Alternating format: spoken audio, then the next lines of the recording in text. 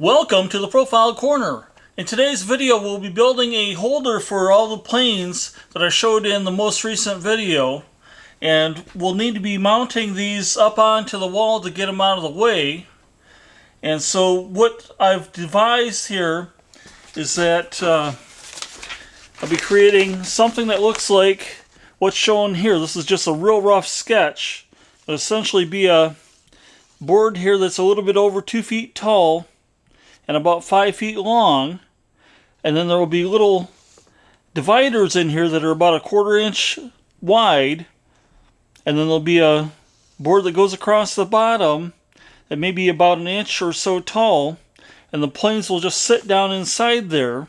This board will be mounted at an angle, and there will be 2 French cleats that hold it onto the French cleat wall. Okay, so let's tilt down the camera and we can take a look at what I've got here on the workbench that I'll be needing to mount up onto the board. Okay, I've used a 3/8 inch spacer, actually a couple of these, to space out the planes to try to figure out how much linear length I'm going to need for the planes to be mounted up onto the wall. What I'm thinking is that they'll be mounted like this, but actually spun up onto the wall. And so I have these spaced out 3/8 of an inch apart. The divider that'll be going between the planes will actually be 1/4 inch wide, and so that should work out for us. And there'll be a board that'll go at the top up here of each of the planes that holds the top portion of the plane in place. The bottom portion of the plane will be hooked in place, and that'll work until I get down to the number 4s here that have the handle extending out to the edge of the plane, whereas the number 5s and above have a section here at the bottom that allows for the lip that's going to hold this in place to work. So I'll have to figure out something a little bit different for the number 4s and the number 3 plane that I've got here. And if I extend out a tape measure from the one end to the other end, I'm coming up with 47 inches to the edge of this number 3 all the way down to the number 8s down here at the other end. So what I'm going to do is use a 5-foot long board that'll allow me to have up to another foot of space out here at the end that I can then use for hanging some of these other planes up onto the wall.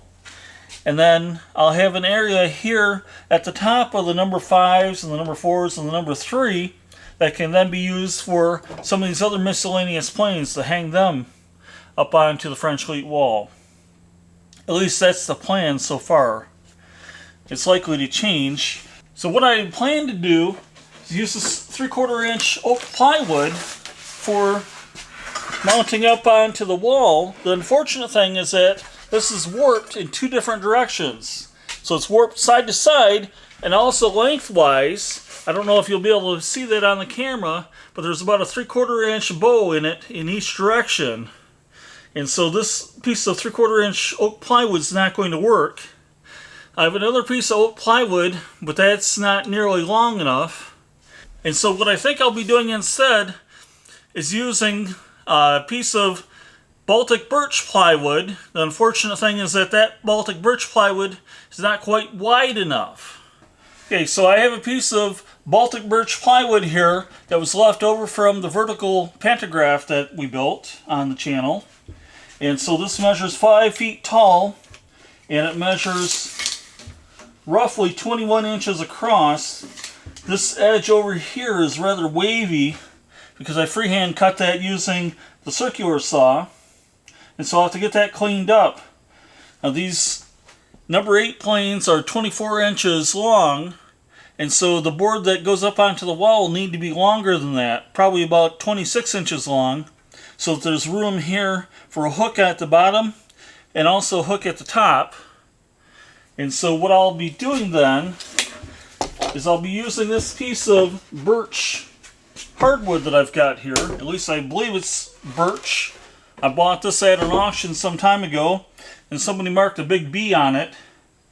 Unfortunately, this birch is a little bit thinner than 3/4 of an inch thick, as is the Baltic birch 3/4 inch thick plywood.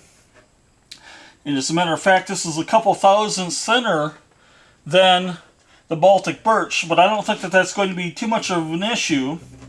If I use a biscuit joiner to join these edge to edge, then I think that that'll allow the front face of both of these boards to be lined up nice and neat, end to end. So I need to get started then by milling a straight edge on this piece of plywood, and also I've got to get straight edges on this piece of birch, and then I can do a glue up that glues these two boards together. So what we'll do next is we'll take the camera over and take a peek at where French cleat section is going to go up onto the French cleat wall.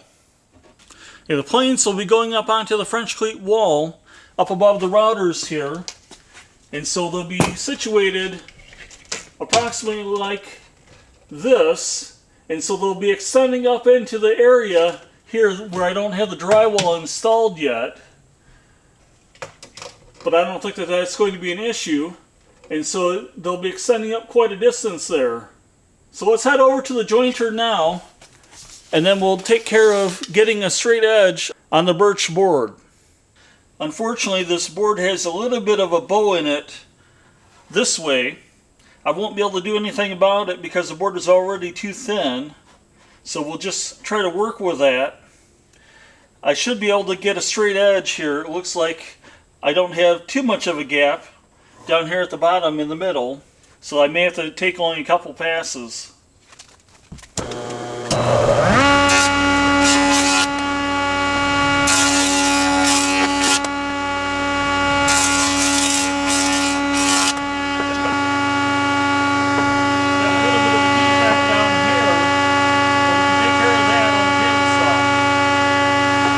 And now we can cut the board to length. The other end of the board has a little bit of a taper, so I need to square up this end of the board and then I'll cut it to length.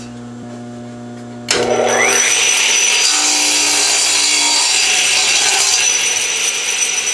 little bit of a defect here that I can get rid of.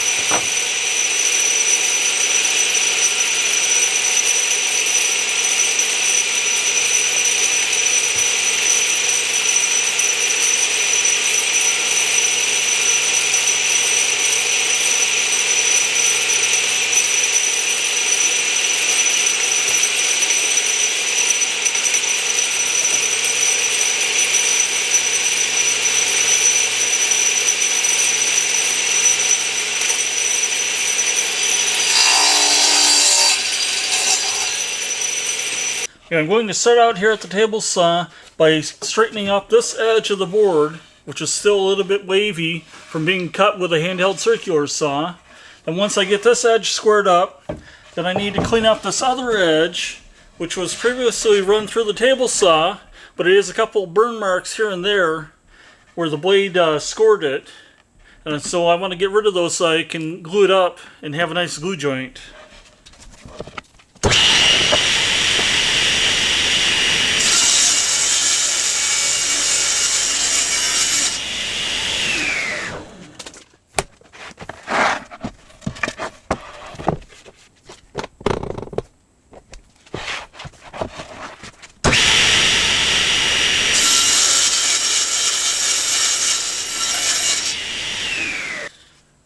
Okay, this board that we jointed earlier needs to be cut down so that it's 5.5 inches wide.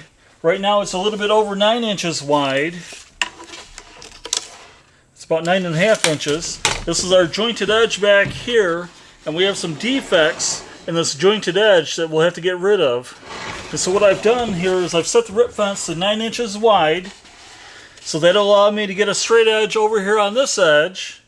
And then once I get that, then I can flip the board over, and then I can get rid of these defects that are on this side, and then I can cut it to its final width at 5.5 inches.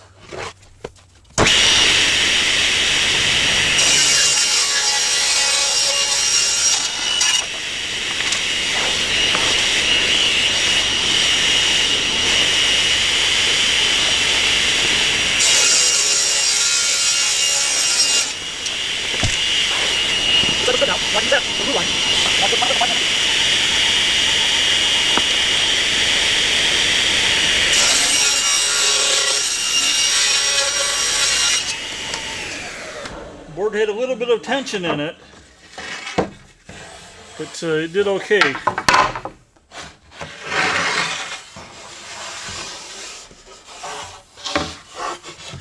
So now we're ready to clean off the workbench, so I can get out the biscuit jointer and put in a couple biscuits here so then we can glue up this joint. I have the piece of plywood and the birch board here on the workbench. And as you can see, they both have different ideas of what flat means. And so what I'll do is I'll use my biscuit jointer and I'll put in a couple biscuits along the length just to hopefully get these into the same idea of what flat is when I go to glue this up. So I'm ready to get started here.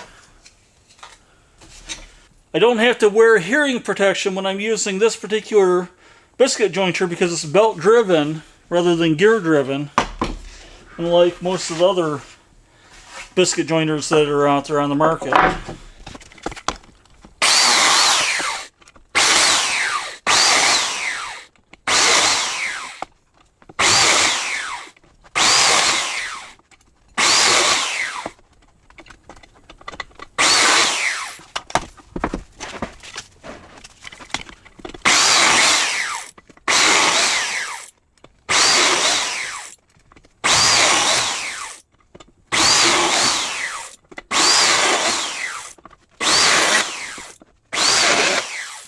I have a test assembly here with the number 20 biscuits installed just to make sure that this joint is able to close together with those number 20 biscuits. I've had some concerns that my old biscuit jointer doesn't cut a number 20 biscuit quite deep enough, but it does look like it actually is doing that. I've got a little bit of a problem here at the very end where the boards are not flush together, and I think it's due to the warpage of this birch board, and so I may have to do a little bit of sanding afterwards, but it looks like the joint will go together. And you'll notice here that I've alternated the clamps. I'll have one clamp below, another clamp above, another clamp below, another above, below, above, and below, and that should equalize the pressure, hopefully, so that the boards will end up glued flat. Okay, I'm going to get started on this glue up next. I've got to make sure that I keep the boards flush on the ends. Right now they're not flush, so I have to watch for that problem when I do the glue up.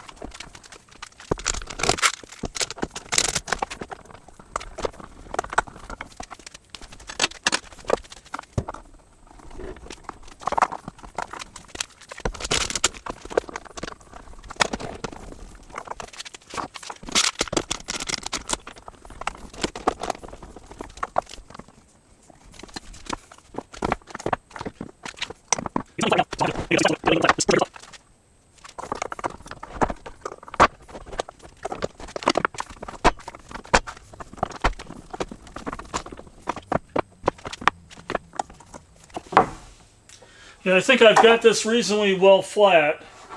It does curve up a little bit here in the center, but I'm hoping that'll relax once I take the clamps off.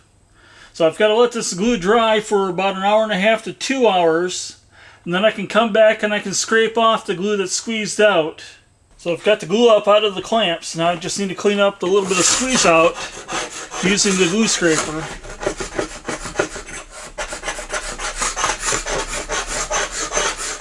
The glue is not fully hardened yet, and so it's easy to scrape it off.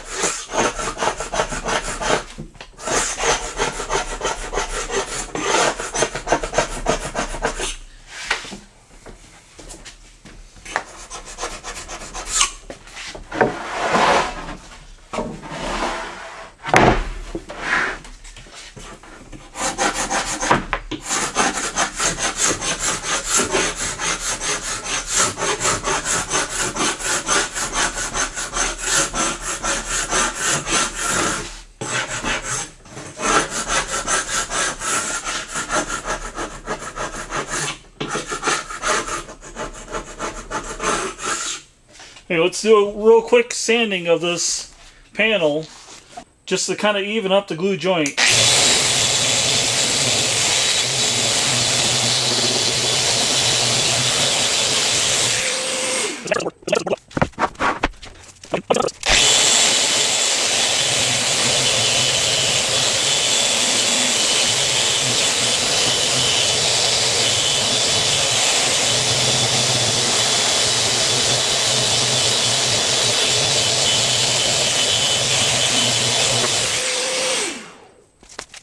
Okay, next what we'll need to do is to create the angled boards that'll go on to the back that'll cause this board to be tipped at an angle to the wall. I need to rough cut the boards that'll be tapered to go behind the piece of plywood. This is oak, and I could get a little bit of self-feeding when I cut this because there's some knots that are close by.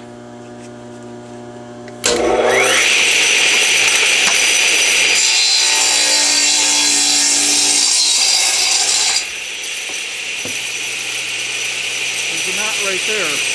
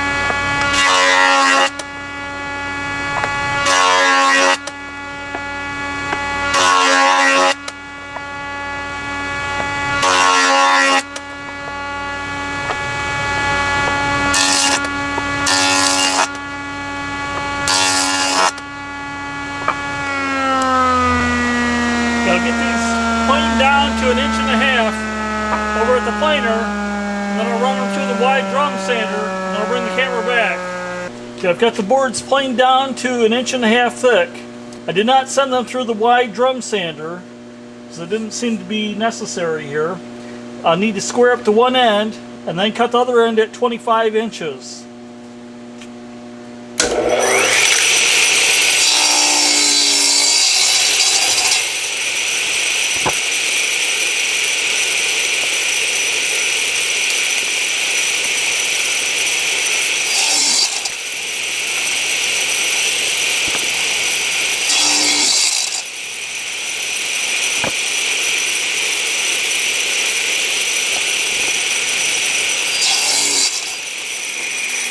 Okay, we can head over to the table saw next. We'll rip these to a width. Got the rip vent sent to 4.1/8 inches. And looking at this defect here, it's going to take it about 1/4 inch or more into the defect.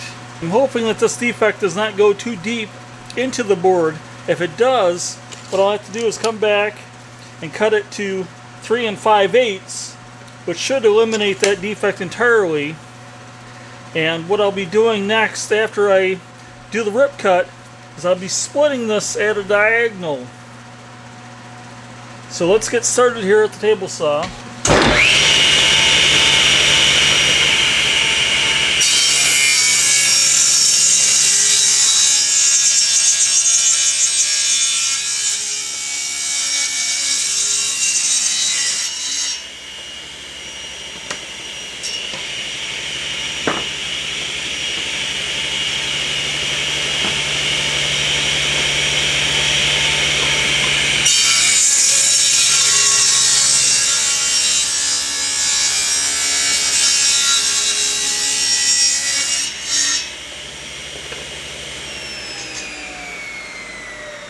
defect didn't go all the way through, so I think I'll just leave it at 4.1/8 inches wide.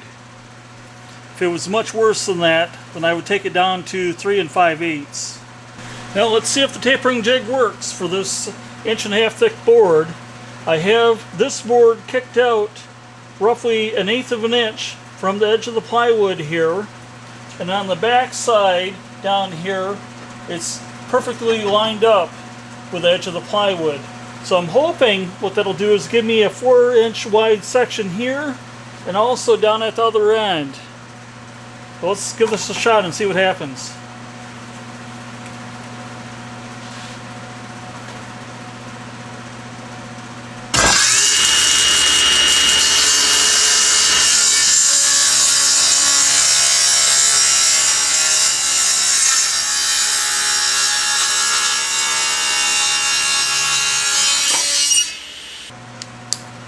It's right at 4 inches.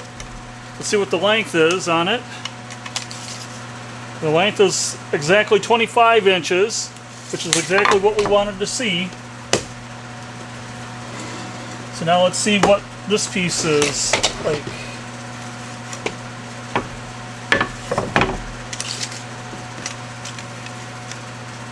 Okay, this piece is exactly 4 inches wide and 25 inches long. So I'll cut another taper just like that on the other board.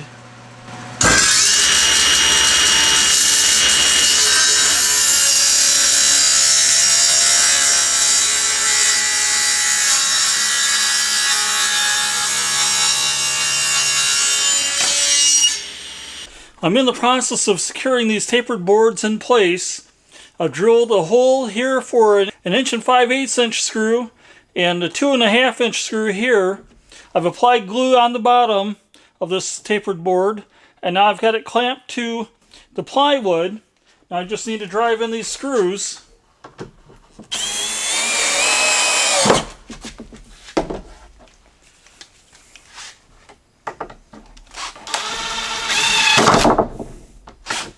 Unfortunately, this has a different style driver head on it than a Phillips, and so I have to use a different screw gun to attach it.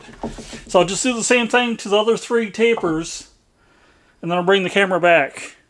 Getting ready to install the French cleats onto the back of the unit here. I only have one long French cleat left. I had to splice this one together to get it to 60 inches. I've marked up from the bottom of the plywood here 10 inches, and then I put a line up here on the top at 10 inches on each one of these boards, and that's where the top of this board needs to be on these boards here. So now I've already got the glue applied. I'll just drive in these 1 5/8 inch screws into the tapered pieces, and then I should be all set, and then I can attach the upper French cleat. I've only drilled out the holes here for the first set of screws.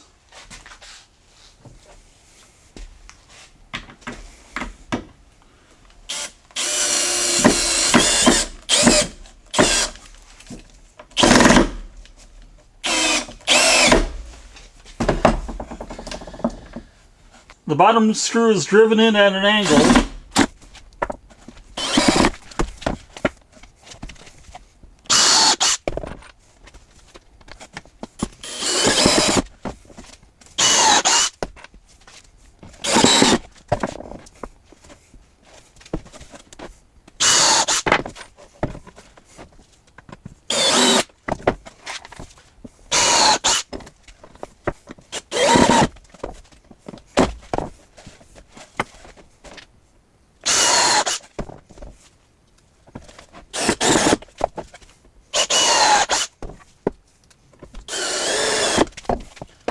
I use French spacers, but I use my wall, and I can get these other pieces in place.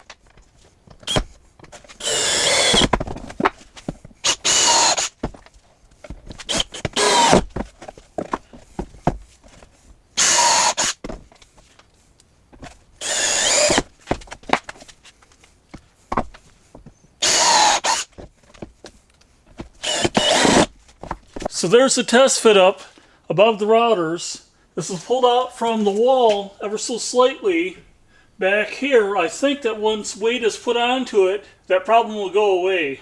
We'll finish this up in the next video, which will be released in a couple days, where we'll mount the various planes up onto the board. That's all for today. Thanks for watching. Bye.